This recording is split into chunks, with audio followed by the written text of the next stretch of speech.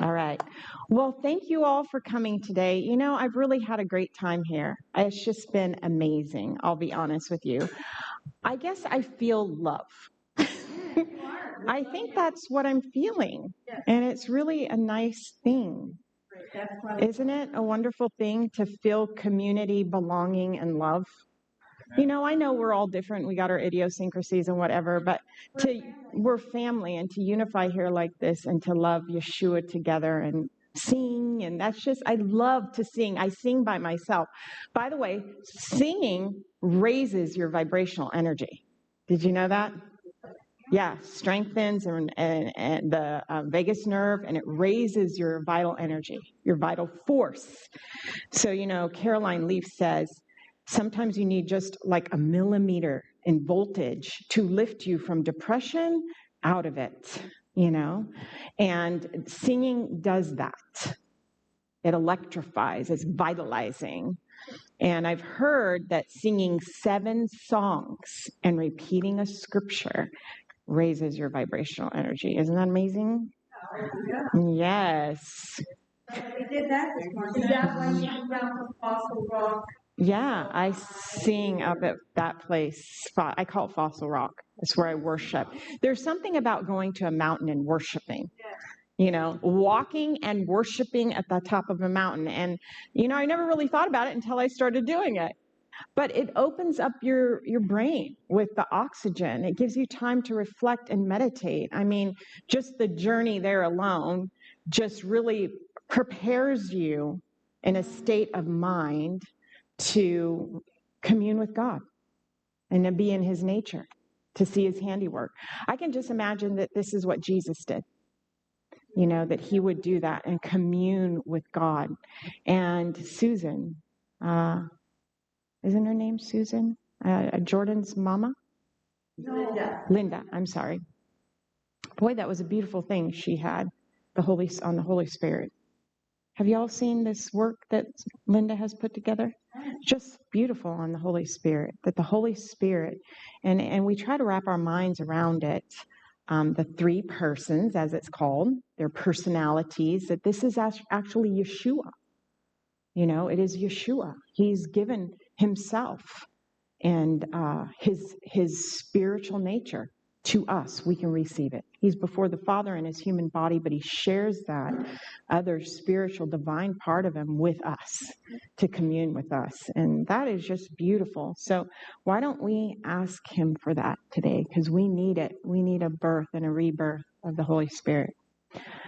So Father in heaven, you are an amazing sovereign God. We acknowledge that you deserve and are worthy of worship, that there is no fault in you, that you are love, and we want to receive that love.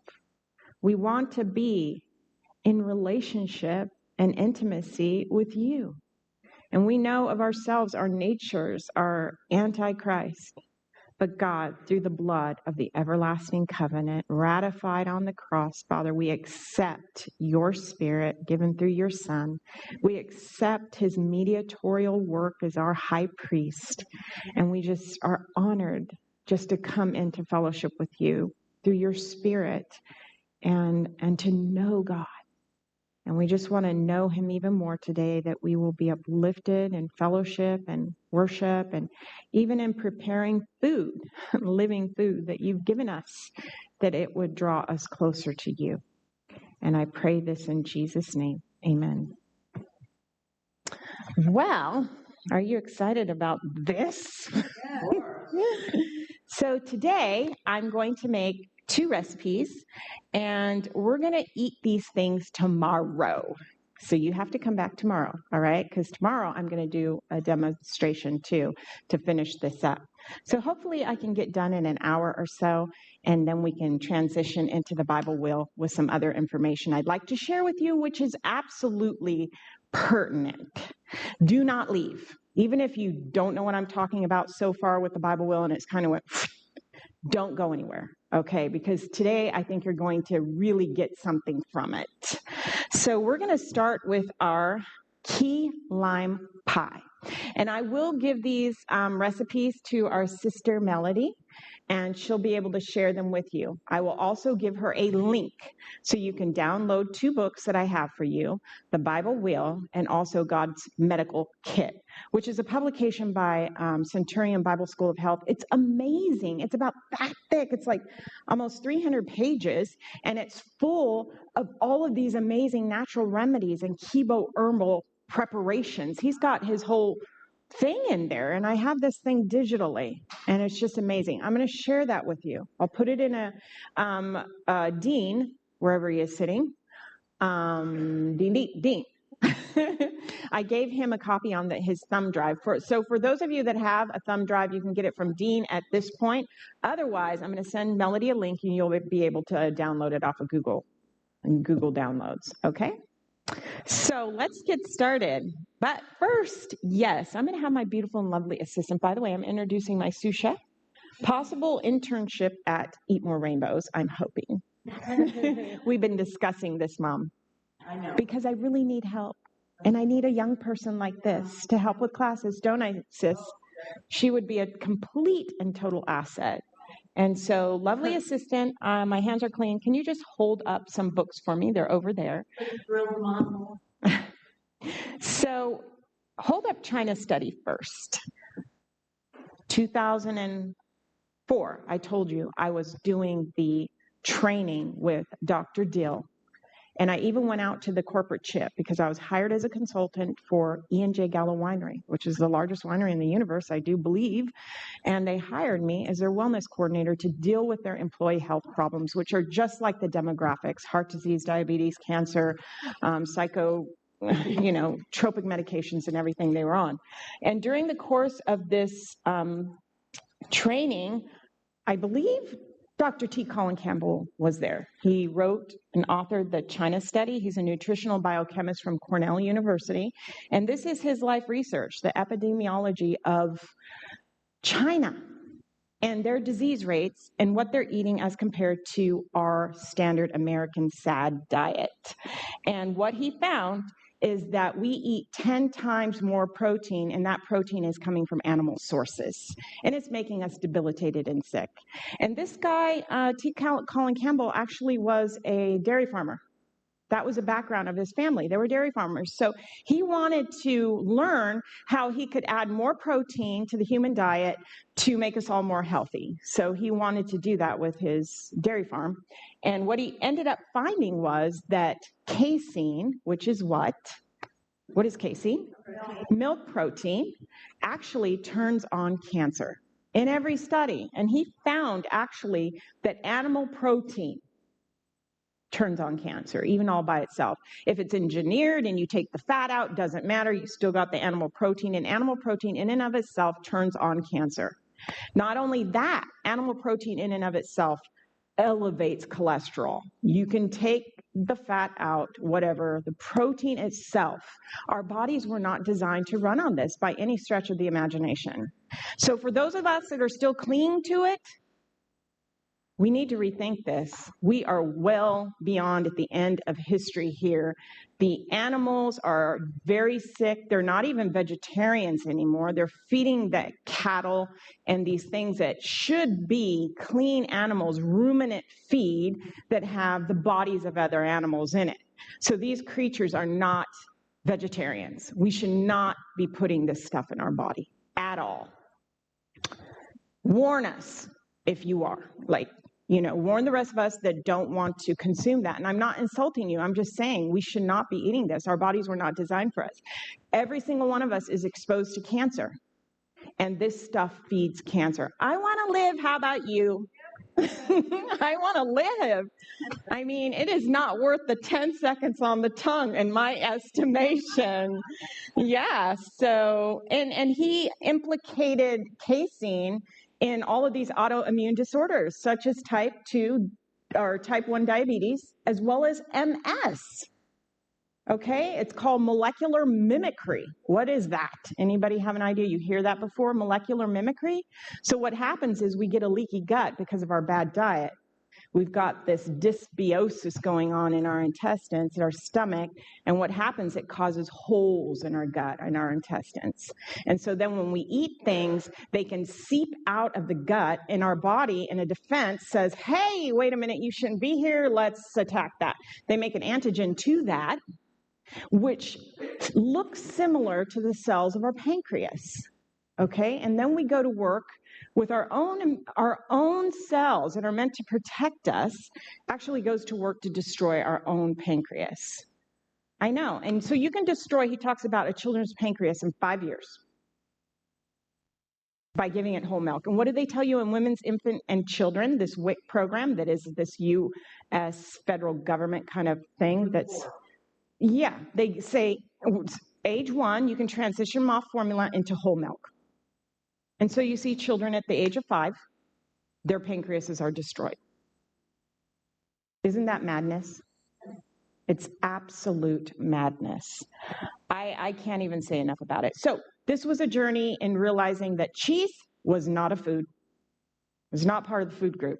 I hate to tell you this, but you're just going to hear it from me. You can do what you want with it, but people, we're not going to be drinking and eating products of lactation in the New Jerusalem.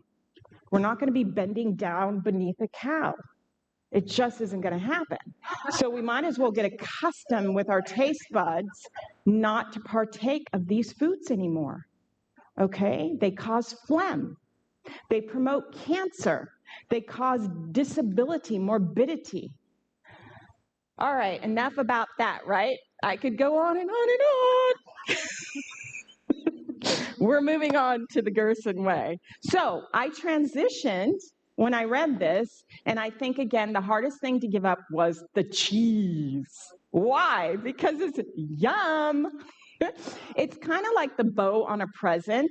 It's like you sprinkle it on top, right? Well, it doesn't even look the same without it, right? So it was truly one of the hardest things to give up. However, nowadays, we have a lot of substitutes if you want to go there. Some of this stuff, though, is lethal. I had that Impossible Burger 3 times. That was it. Not touching it. First time got a headache. Second time got a headache. Third time got a headache. Done. I don't need to do it a fourth. Drop me on my head a few times. I don't need to do it again. It's just engineered chemicals. That's all it is. I mean, they're feeding us engineered chemicals now.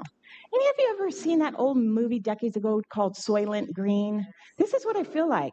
It is actually, I call it, Danny used to call this food, he called it the image to the beast. It's like, who is testing this stuff to see what it tastes like it down in Loma Linda? It's like, who knows it tastes like a scallop? It's like crazy, right? So I have been on a progressive dietary journey, okay? I grew up as an Adventist, kind of, sort of, and my parents didn't serve unclean foods. So I didn't have it unless I got it accidentally. And then I was introduced to this vegan thing, vegetarian, then vegan. And then I met this guy named Danny Vieira. And he said, we're all doing raw. And I'm like, what? You mean I got to go around and do raw? It's already very difficult to get people to transition to a vegan diet. And now you're telling me I can only do raw on my demos? My brain was just in a knot.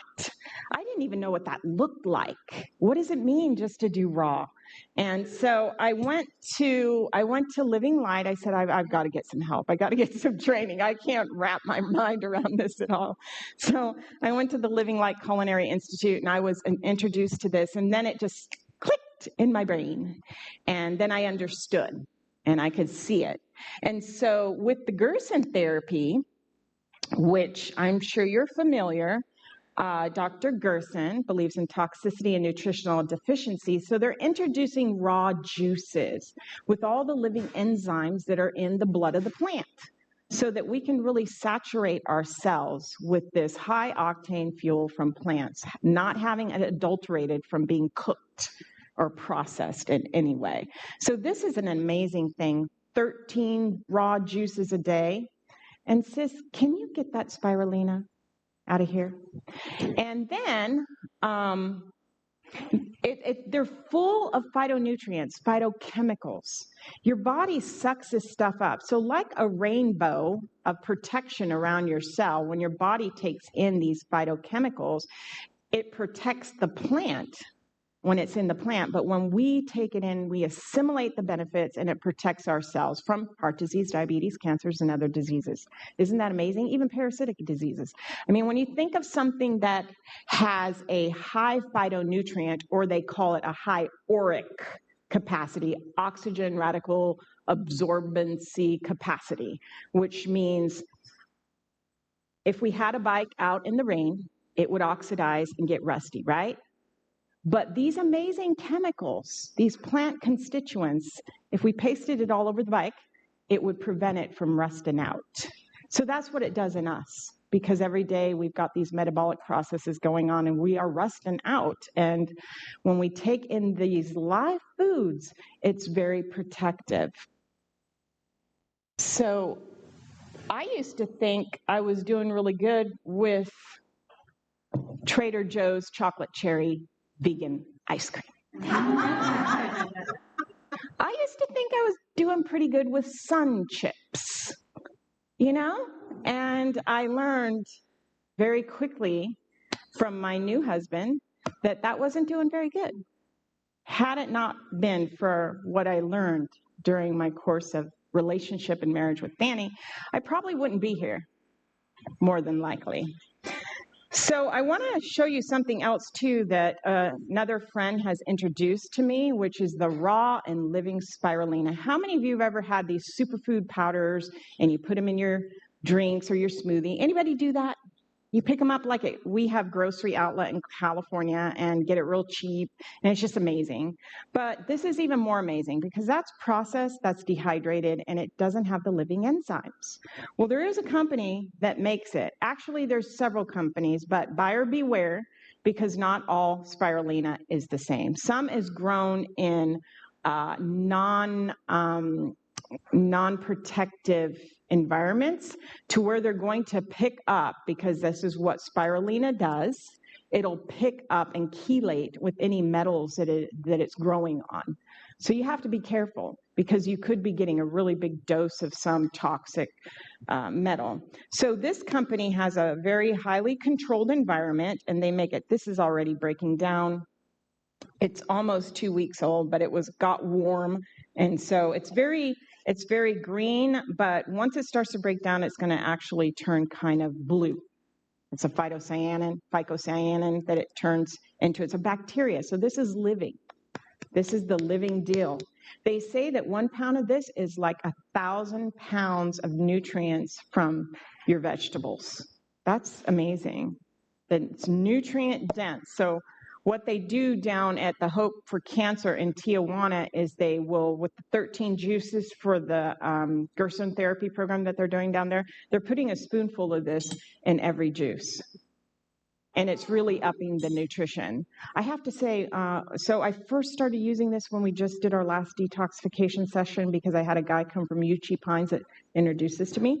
So it made a difference. Because again, I showed up there, I had a blazing pain in the side of my head, I was bedridden, and I started doing this and it helped. Yeah, it made a difference, I could feel it. So I brought it with me. It's a little pricey. You can purchase it and freeze it. I will give Sister Melody a link for that, because they actually have affiliate on that. So I make $8 for every bottle you guys buy. So I'm going to give you my affiliate link. And sis, if you can put this back in the fridge, because I don't want it to get warm. So that is a little brief understanding of why I do raw. Lots and lots of raw. We need lots and lots of raw. Look at your plate.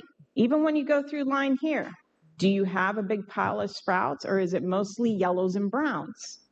You know, are you making your plate colorful? Because our bodies need these phytochemicals even to help with mood, okay? Then, yes, I wanted to go there, and I can't remember why I wanted to go to the China study. But anyway, if you can hold up the China study, and maybe it'll come to me. Yeah, I did talk about the China study, didn't I? So, but for some reason I had it with me. It'll come to me. So, anywho's, that is kind of my journey in healing. And I'm still, as you know, in that journey. And so God is revealing things like this methylene blue, which I think is pretty amazing. My sister over here, Elena, has had some asthma kind of stuff from it. But for me, it's boosted my energy and my cognition. I feel better and I just feel lighter. That's all I can say. And definitely pain gone. You know, I might get a little tinge of it at night, but for the most part, it's gone. So I'm thinking, oh, also I wanted to tell you, I was doing some research on the methylene blue, and I noticed that in one peer-reviewed journal, it said something about photodynamic therapy. For any of you that know about photodynamic therapy, so what it is these plant constituents, they have cancer protective benefits in them. And so in this particular case, our cells will uptake that methylene blue, and then when this infrared light hits it, it causes like apoptosis. It causes some chemical reaction in the cell that causes death to that cancer cell. I don't know if it's a release of oxygen or something, or OH. It releases it when the sunlight hits it. The rays, whatever it is. You can use a far infrared or something like that, something that gets down deep. Isn't that amazing? So even like the beamer light, you know, you can hold it up there. That's very fascinating. Or even go out in the sun, you know, get out in the sunshine and let it do its thing. So when I'm in that far infrared, I'm laying there with the thing coming on me. So I did want to tell you that. So when you think of something that has significant amounts of phytonutrients or a high auric scale, they're preventative for this oxidation, you can think of things that are deep in color. Like if I were to pick a pine needle from out here, I could leave it on the table how long and it would not change. Probably not even lose color for a long time, right? It's an evergreen because it has a high phytochemical property in it. That's why these things are so beneficial. You understand? We want that in us. In fact, pine is another one. The terpenes in the pine also are photodynamic. You can uptake that, the light hits it, and it causes this apoptosis. Or I got to look again at the chemical breakdown on that, but essentially that's what happens. That's amazing. Okay, so we want to take in these things. The greener, the better. The greener, the better.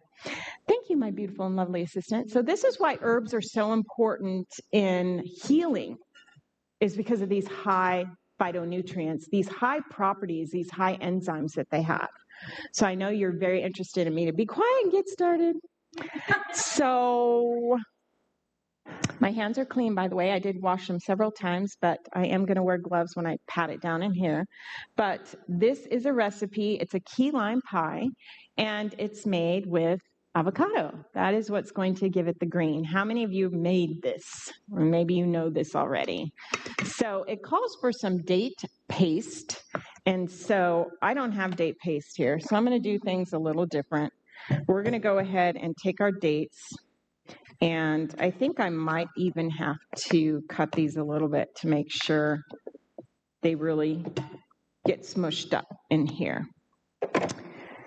Having a good knife is really essential in cooking, because if you don't, it's just kind of difficult. And this is a good Cutco knife? Yeah. I really enjoy the medjool dates, so I'm using dates here in the crust. Your recipe is going to say date paste. Date paste is essentially your dates blended with water. So I'm going to take your dates here, pull the little tops off them. And this was a double recipe of dates, sis? Yes. Okay. All right. And do that. I'm just going to cut them up. I might use my Vitamix for this, actually. I think I will. We'll go ahead and make some date paste. But without the plunger, this is going to be a little bit of a challenge. I do. Can you get me some water?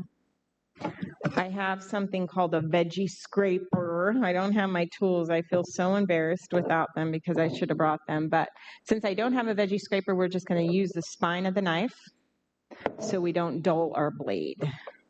Never want to see anybody scraping with the blade and dulling probably a $150 knife. So what we're going to do is we're going to add a little water to this and make a thick date paste. And then we're going to put it in our food processor, which is amazing because she has one like I do. So I'm going to go ahead and put these in there. These are pecans. Pecans and the dates, and you could even use raisins. Here's my beautiful and lovely assistant.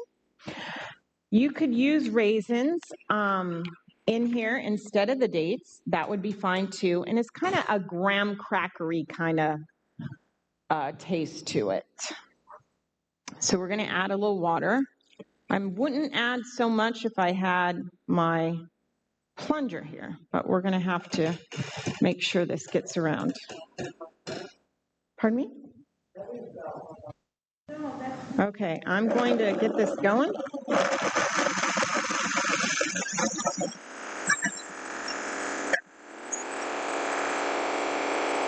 There just really aren't enough dates in there to do a whole lot, but we're going to do the best we can. Probably I need more dates. Can I have more dates? You've got a container. I want that container. Yeah. I want the medjool because they'll blend up better. There's, you have these nori or these the medjools, which are soft, and they just are more squishy and easier to blend up. So we're going to use those. What's that? Okay, so we have these, and I might as well just get those kind of minced up. Now you don't want your crust too smooth. You can't, a pecan is super soft nut. These are not soaked nuts. So you just don't want it going too long, then you'll have pecan butter. That's probably pretty good. And then we're going to, I'll do one more pulse to it, and then we're going to make our paste and add that. Okay. I'll let y'all see this. Just kind of a nice, not too smooth, like that. I thought I saw those. Are they having a hard time finding those? No, they're hitting them. Oh, I don't need them to do that. Just have them bring them right out here. I'll do that real quick. I like doing things in front of you all. Then you can see it, and I have opportunity to talk. Have no lack of things to say while I'm doing something like that. So we're just going to go ahead and make our filling for the pie right in here. We don't even need to clean it out. It'll be just fine. It'll be beautiful. So let's talk about our ingredients to the pie, which I have the avocado. I have lime juice. This is kind of my amalgamated recipe. So if you know of a key lime pie, it's a little different. Oh, thank you so much. All right. Thank you, dear. All right. These are nice. Medjool, big ones. Big juicy dates. I love eating dates and putting like an almond in it or something like that. So I think that might be enough. Let's see how this blends up.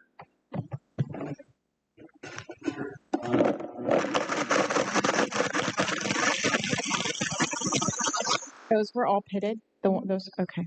Yeah, that's what it's called. All right, so I'm going to have to go around the edges a little bit. This isn't going to be super smooth, but it'll be smooth enough so we can make a nice crust. Okay. It's nice to have date paste on hand. You can use it as a sugar substitute.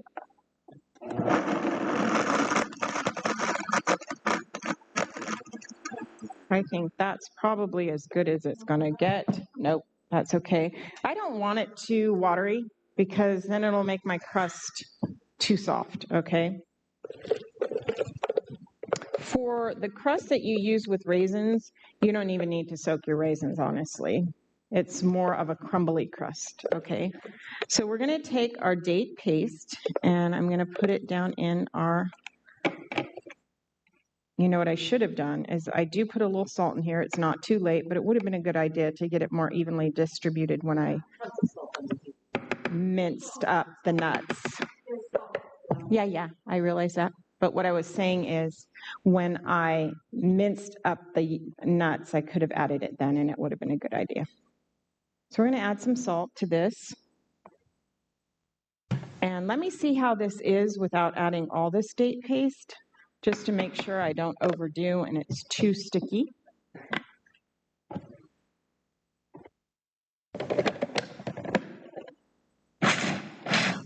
So you want it to kind of pull away from the sides of the vessel. This is called a vessel. You want it to pull away from the sides of the vessel, which it's doing, and to slightly stick together. And it's doing that a little bit. Actually, in my estimation, that's fine. I like it crumbly. It is going to pick up some of the moisture from your filling anyway. So in my estimation, I think it's good to go. So let me just set this down here. And that in here, my beautiful, lovely assistant. And let's take a look at this. So this is one of the crusts that you got to press down in there. We're going to see how this works. You want to help me? I brought 2 pair. All right, let's check this out. You can come around on this side, dear. And because these are really big pie plates, we're not going to go up all the way on the sides of it. Just come up partially. Okay, so mainly get it in the bottom. Okay, and just so you know, you could put this in a sponge form pan, you know, like a cheesecake pan. Spring, huh? You want to do that? That would be really pretty. You know, we'll do it another time. This is all ready to go. So you could put it in a spring form pan and you would put parchment on the bottom. And then when you go ahead and slice it, it would come out real pretty.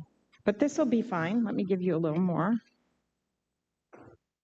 And we're going to go ahead and put this as thin as you can. It probably could have gotten a little more finer, I would say, the pecans. But honestly, I kind of like it like this. I like the texture. I'm all about texture, by the way. And with raw food, it is about texture. What you're doing is making things of different textures, even some textures that are kind of cooked like, without cooking it and without destroying the nutrients.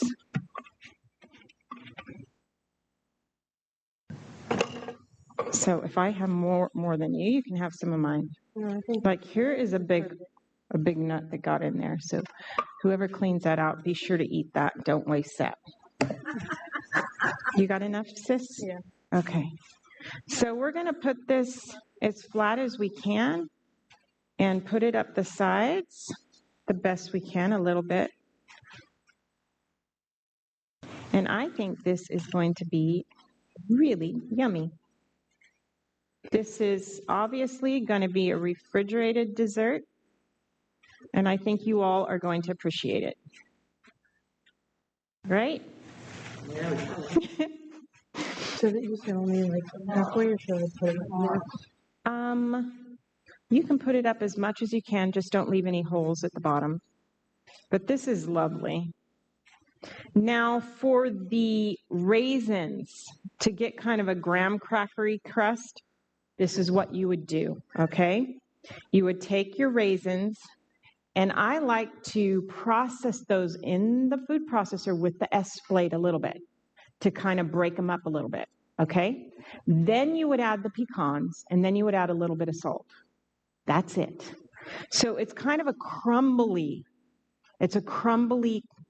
crust, okay, like a graham cracker would be. I really like that crust. It's very good. Do you want some more from mine, dear? Here. Maybe a little. Okay. This is going to be very good too. These are pies that, you know, essentially are guilt-free. It's not something I eat every day, but this is nourishing. You know, this has phytonutrients in it. It has fiber. It's raw. This is one way to get kids to eat avocados and to eat a date. Some kids won't even eat a date. Very, very lovely. All right. How's yours coming? That looks yours looks better than mine. Sorry. Here, I'll let you work on that one. Didn't she do a great job? Great job. There it is. And you need to hold it up and model it because it's yours.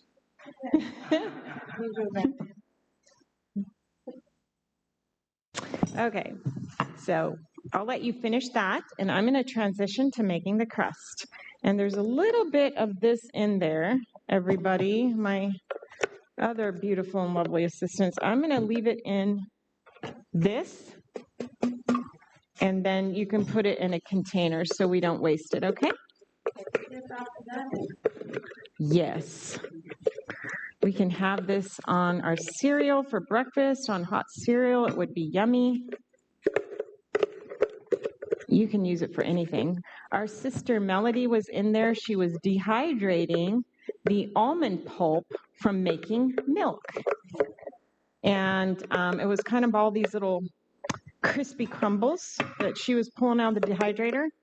You can certainly take a date paste, your almond pulp, and even some coconut and make like a little cookie ball. And you can plop that back in the dehydrator. All right, so now we're going to transition to making a filling with this.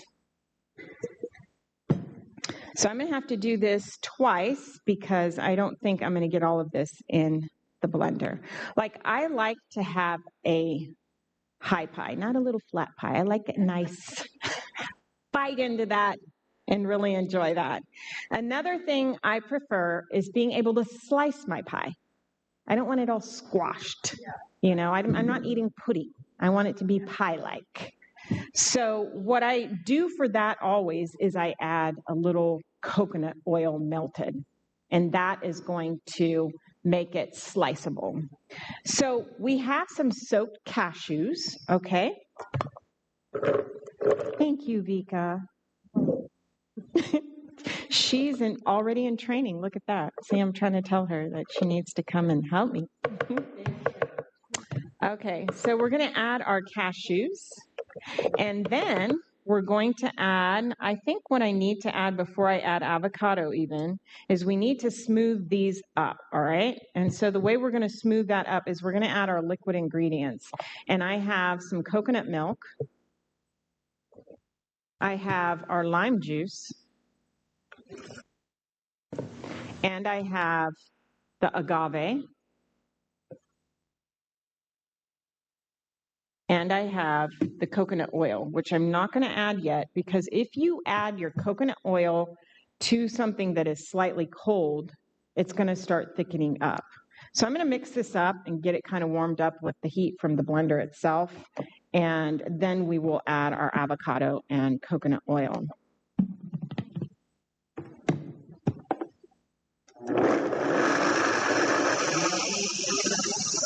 We want it really smooth.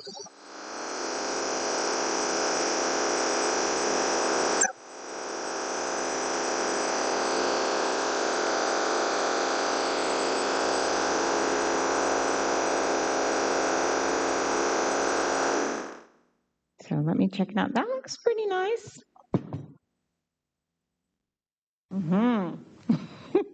That looks really nice, huh?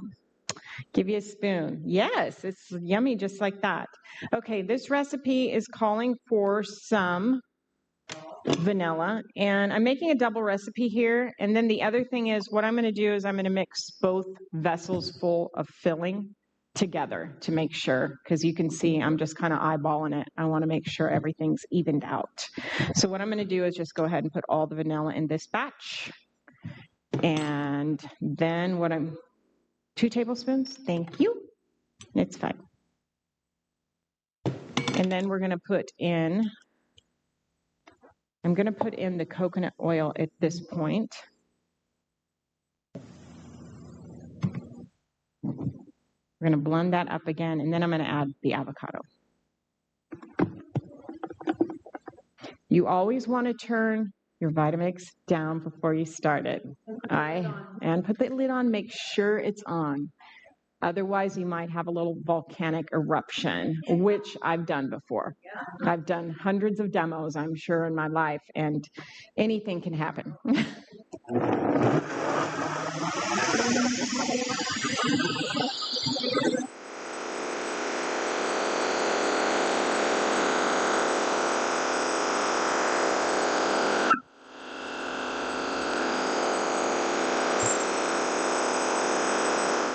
Okie doke. That looks just beautiful. That coconut oil really emulsified it to where it's really smooth. And I do like a smooth pie, don't you? You can see that? It's yum. In our cooking classes, we never stick our fingers in. However, you always do want to taste something before you serve it. So I'm going to let my beautiful and lovely assistant try this before we pour it in there. So I'm going to add the avocado now. You just got to get you a chef coat next. All right, so I'm putting in the avocado. I think it was like 2 to 3 avocados per. Yep, 2 avocados. They were big avocados. All right, so here we go. We're going to blend this up.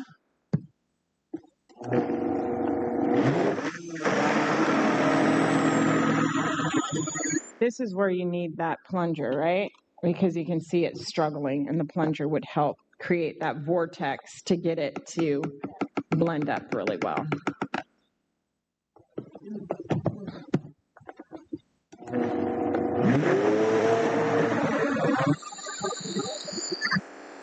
And I don't like to do what I'm doing right now, so don't do this at home.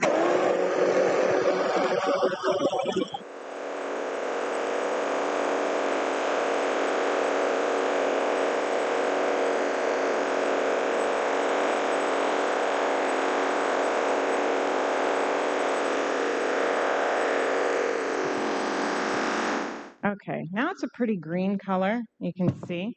It's got a little bit of chunks from the dates in it. So we're going to go ahead and pour that in there, my dear and lovely assistant. We're just going to pour it in there. And yeah, you could if you wanted, and just kind of scoop as much of it out as possible. Then we're going to make a second batch. Yep, that's fine. Great job. However, in our class, if you touch your hair, you have to run to the bathroom. That's one thing I learned in culinary school. If you touch your face, hair, any part of your body below your nose, you got to go wash your hands. Bottom line. They would come up to me and go, tap, go wash your hands. And it's like I just maybe went, dee-lee-lee, or dee-lee-lee. Yeah. So, okay, beautiful. No one wants us to wash our hands. I think the worst faux pas is to have a hair in the food. Like, they wouldn't allow my hair like this. Every bit, every strand has to be up and over and hid and under a hat. And so I'm being lenient, but we're going to. I'm giving you a hard time. Huh? I made her self-conscious. Now she's going to go run wash her hands. Okay. Yes.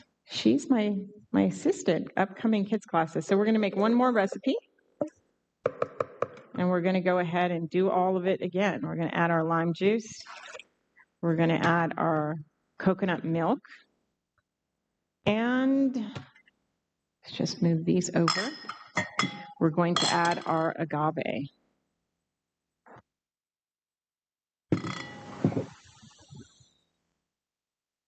I already got the vanilla.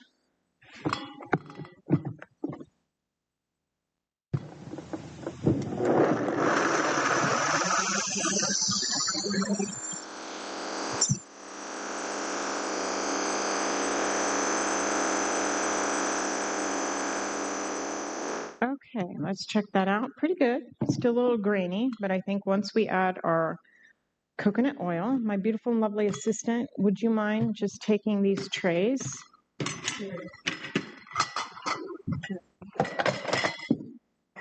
This is good experience for you and what's coming, little miss. All right, so we're going to go ahead and put the lid on here. Turn our blender down.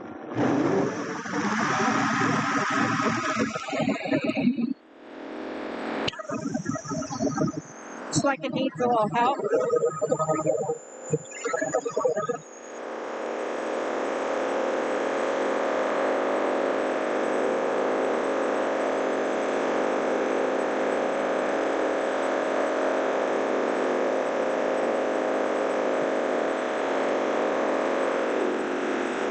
All right, I think it's looking pretty smooth, honestly. There you go. And now what we're going to do is I'm going to add some lime zest. And I do that with my microplane. These things are amazing. And you can use it for ginger, you can use it for garlic. I love it.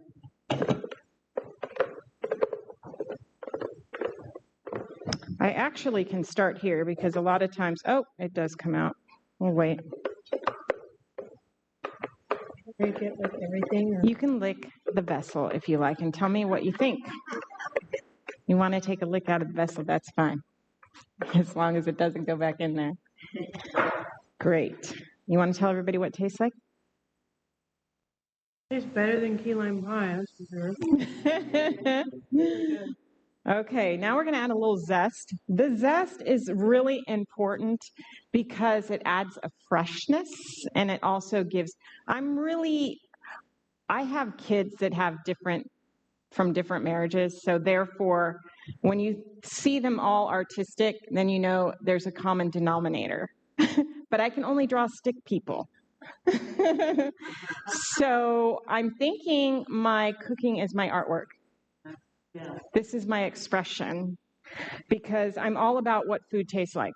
I love plating it. I love looking at it. And sometimes I don't even need to eat it. If I just look at it like, whoa, or watch you eat it, it's a total vicarious thing.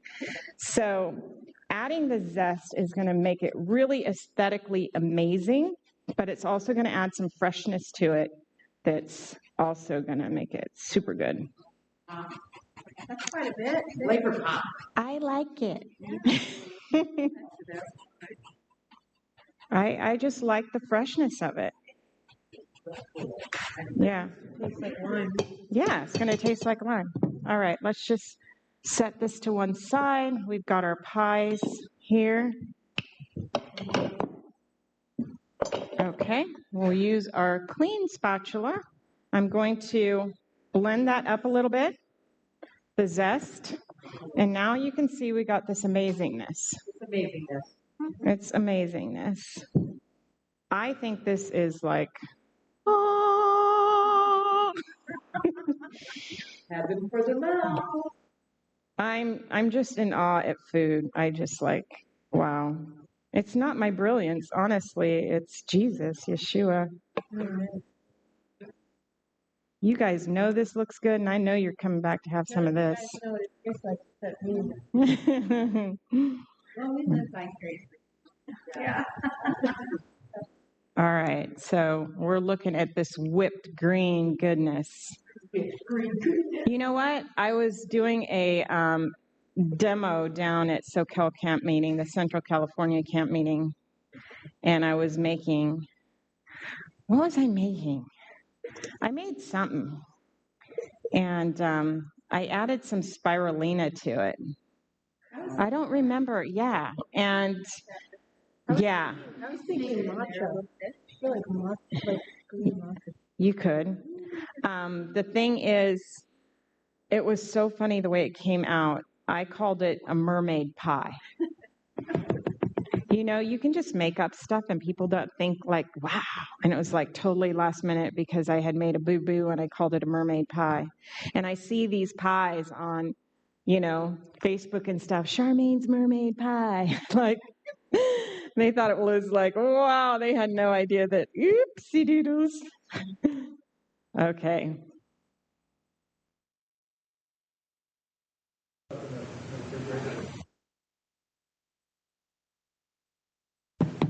Now, I have a treat for whoever can remember.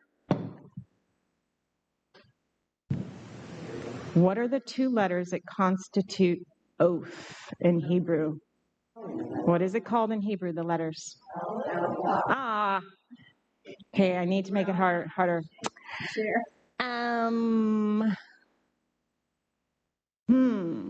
What else can I ask you all about that?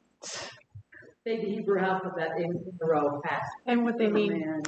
Okay. What is Aleph? What does it represent in Paleo Hebrew? Drink. Who said that? Correct. You get to make a spoon. She said bull. Bull or ox. That's where you get the strength and the leadership from. So come on over here, beautiful and lovely assistant. We're going to hold up our pies. Yeah. Miss Kelly, can you take a picture of us? This is what you all are going to be having for dessert tomorrow. It needs to set up.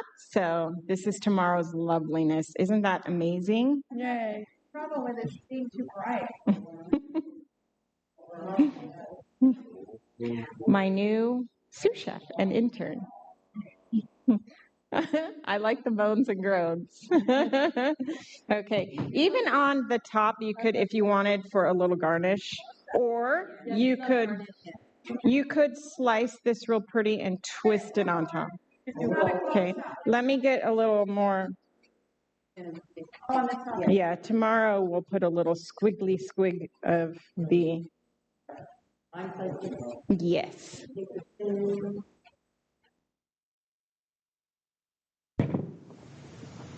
These are heavy pies. This is like a meal. You're going to go to all that trouble.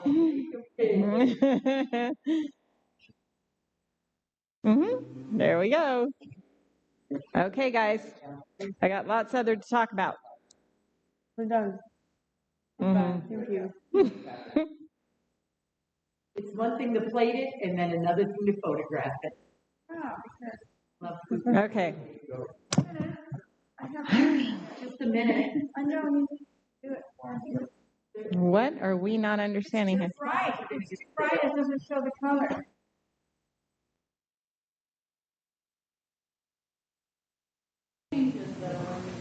Okay.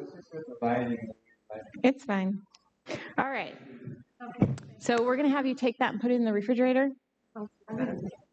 Nope. Okay. So that concludes this demo. Tomorrow I'm going to do another demo. I'm going to make our Bella Vita signature pizza for you. That is. It's not food. Oh, what am I doing? I'm losing my mind. I still got another recipe over here, so I'm not done yet. Beautiful and lovely assistant, we got to do another recipe. Yes, I do. I need my cutting board. Give me 2.5 seconds to transition. And if somebody could set these in the refrigerator for me. She can be your BLA. My BLA? Back up. Yeah. What am I thinking? I'm just not. I got way into that pot. So excited about it. I was way excited. We're all excited. Okay, let's get set up for our next demo, which is the pizza crust that has to dehydrate. Right. Mm-hmm.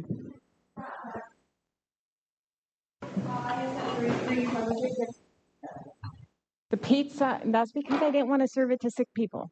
You know, when you're dealing with cancer, you got to be really careful. You know, you don't want to be feeding their candida and their cancer cells. So you didn't get that fun stuff. But you did get the banana ice cream and the black tar. All right.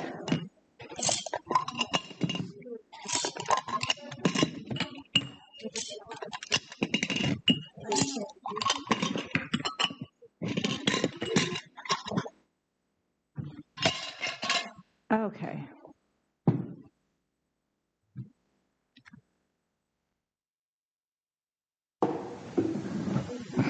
Okay.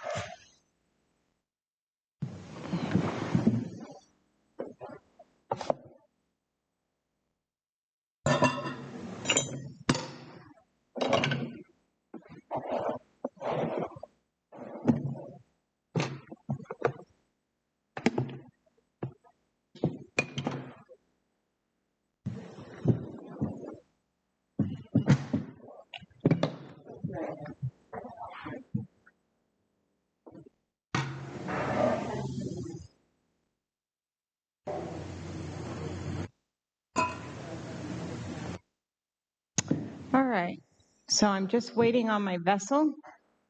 If we can, sis, go look for the vessel to the food processor. It went, Put it under here. nope, it went towards the kitchen. Oh, here it comes. Thank you. All right, this is kind of quick.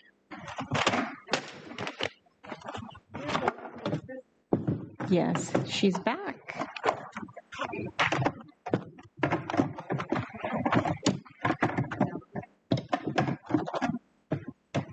All right, okay, sweet how to dear, figure this thing that's out. fine. All right, so are we still rolling there, Andrew? We're still rolling? Okay. All right, so let's go ahead and assistant, I'll have you on this side of me. What we're going to do is, when it's time, we're going to have you spread this, all right? I don't think we're going to need it for this because we're going to use spatula, which reminds me I need 2 spatulas, one for you, one for me. Okay.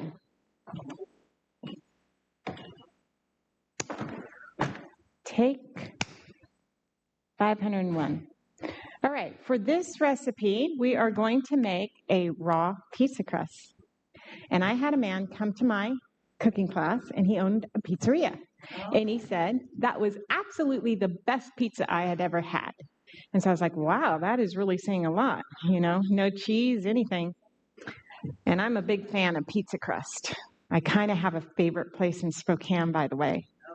Have you been there? What's the name of that restaurant? I'll think of it. But it's amazing. The best pizza, I think, in the Pacific Northwest. What's that?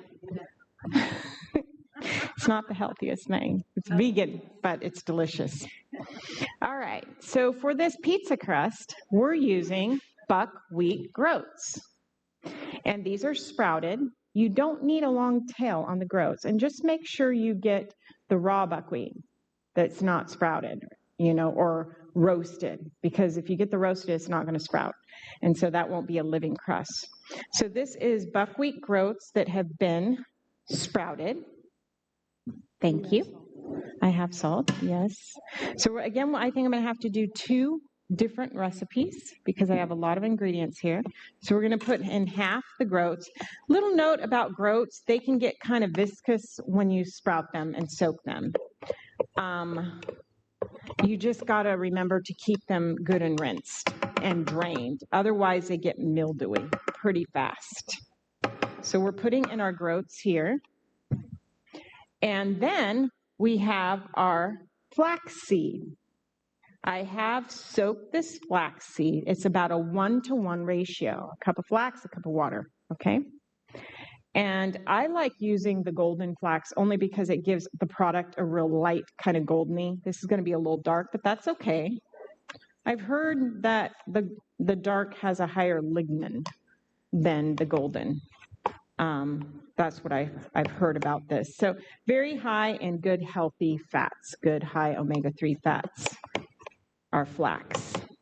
It's considered a superfood because it has such high nutrient benefit, yet very little calories.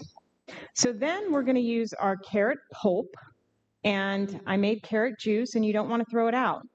I use she has a Green Star juicer back there. So it gives a really dry pulp.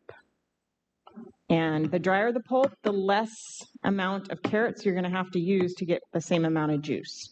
So we're going to put in some carrots. And actually, my beautiful and lovely assistant, can you get me some more carrot pulp? And it's in this outdoor fridge right here. Yep. Then we can go ahead and put in our spices. And I'm going to use fresh garlic. I could use, let me grab my microplane.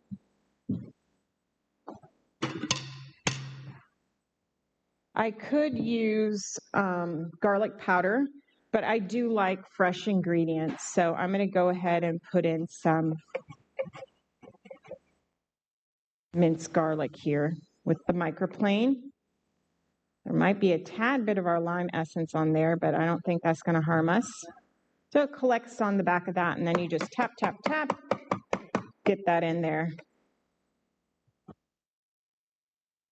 And Danny used to take this garlic and he'd chop it and put it up his nose or in his ear or whatever.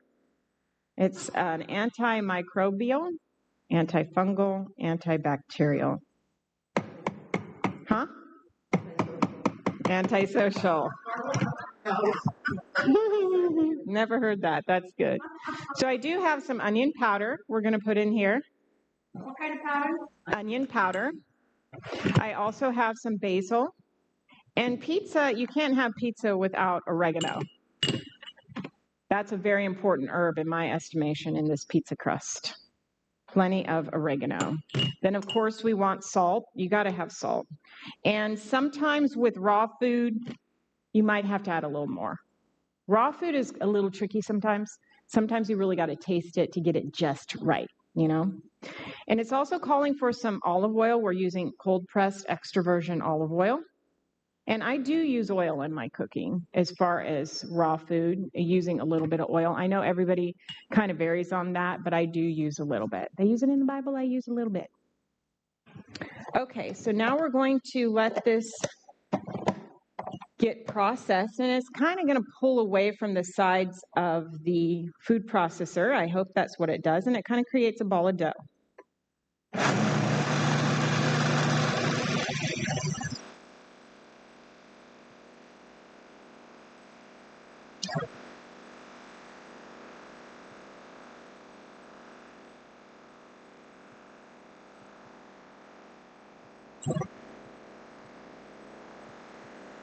Now, the only thing different about this whole thing here for me is the groats. And the difference was Melody had sprouted them and dehydrated them already. You can do that. You can sprout things and dehydrate it, right? Didn't you do that with these?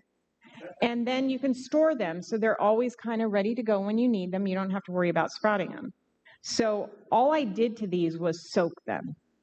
So that's the difference that I'm not used to, but it looks the same. The dough ball looks the same. And I'll let you see kind of. It wasn't? Oh, no.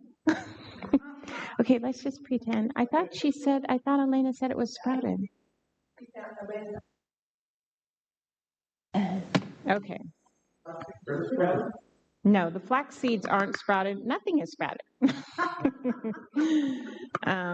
Unless it sprouted a little bit last night, which it does, honestly. I had it overnight. It probably did a little bit of a tell, and you don't need much of a tell to get the stuff going. So anyway, it's a nice kind of spongy, soft kind of dough. And so what we're going to do is I'm going to put it out here, and you're going to use your spatula. If we had an offset spatula, that'd be nice. But go ahead and use your spatula. Do your best. You can make it a pizza shape, like round. Or if you want to go ahead, I would say fill up the square. And then we can all we're going to serve it tomorrow for lunch. That's a lot, huh? Yeah. Okay. But I'm going to make a little bit more because I think we're going to need more. If that's too much, just throw it over here. Because we don't want it too thick. So we're putting it on. How many of you have dehydrated before? Just about everybody in here? So the way it works for dehydrating something that's sticky and gooey like this, I didn't have her bring out the dehydrator. We don't have one out here, but the Excalibur dehydrator, which is really warm air blowing. And so we need something, it comes with the tray, the screen, and then the T-Flex, the Teflex sheet. The Teflex is going to keep it from getting sticky in the screen, okay? So we're spreading it on the sheet, but it's only going to dry the top, and then we're going to need to flip it. We're going to put one on top of it and flip it, and we're going to peel back the sheet and let the other side dry. So halfway through it, I would say about 6 hours or so, you're going to flip it so the other side of it gets dehydrated. So this probably will take anywhere from 8 to 12 hours, depending on your dehydrator. So that's what we're doing right now. I usually like it about a 1/4 inch thick, and so that's a little thick, my dear, so you can just throw some over on here. In the world of raw food, you don't really want to go over 115. 110 is good. Anything that gets too hotter than that, you're really cooking it. And in fact, when you're using any of this equipment, you want to be careful when you're processing that it doesn't overheat it, because otherwise you're just cooking it. So we want that about like that. Some of that's going to have to come off. It's a little thick. So I'm going to make another little batch to finish up that there, and we can get this into the dehydrator. So we're going to add again our buckwheat that hasn't been sprouted. It's a lot. Yeah, it's just a little hard. That would be my only. So since I have that bit of information about this, what I'm going to do is go ahead and blend these kernels up a little more.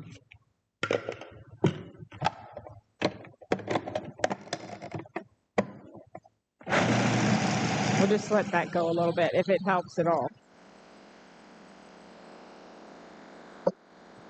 I'm not as much worried about if it's alive that you don't break your teeth on. It's pretty hard, little kernels. Yeah. These are going to be crispy kernels, which I like crispy anyway for the pie. Yeah, texture. I do like it that way myself. Yep, you can use your spatula or you can kind of flush it out with the sides of your knife.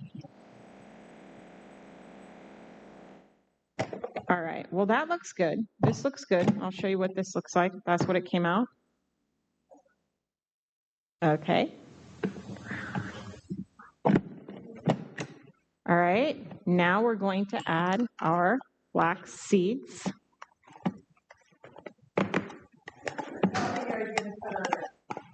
That you're going to have to wait till tomorrow and come back to see all the yummy toppings that are going to be going on this. It's a beautiful pizza. It's one that I learned at Living Light, and Danny was also serving a pizza at his thing, so it's kind of an amalgamation of sorts.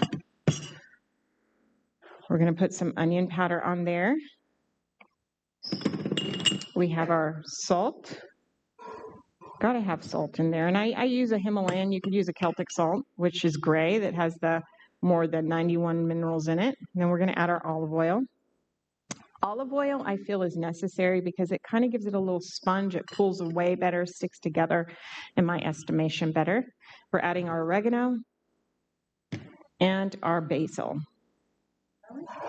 And we're going to throw in garlic. Yes, most definitely. I love garlic. Gotta have garlic, right? Ellen says something like, don't eat things that foul the breath. Have you read that? She uses that. Stay away from things that foul the breath. So I don't know. But it has these sulfur-containing compounds that make it really medicinal. The garlic, the onion, the leeks.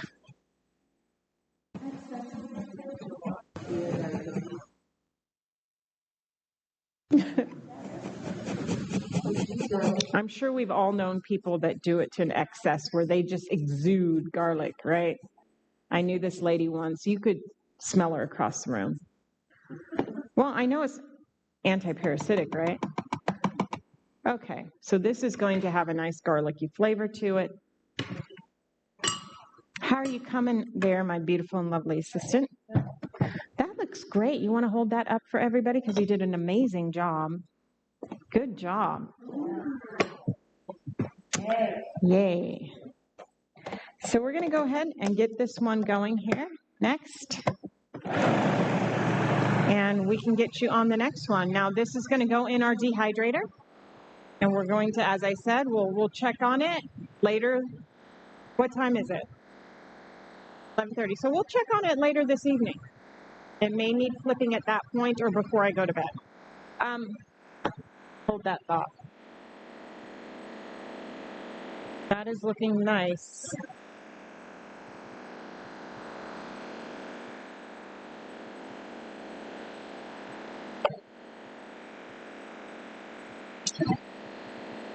loveliness.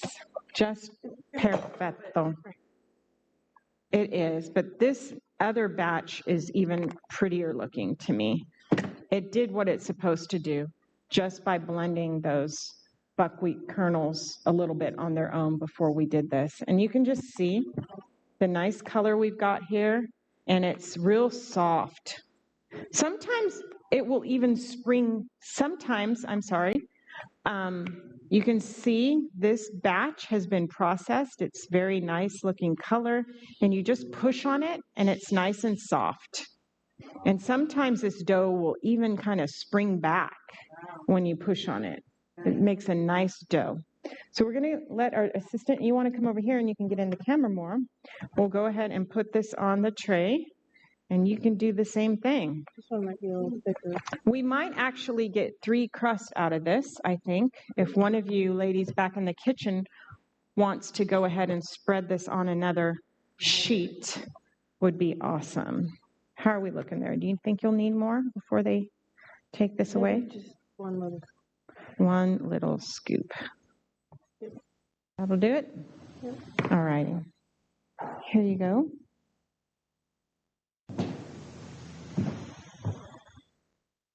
So tomorrow we are going to make amazing spreads that are going to go on these pizzas, and you're going to see this is the most beautiful rainbow pizza. I'm so excited to show you.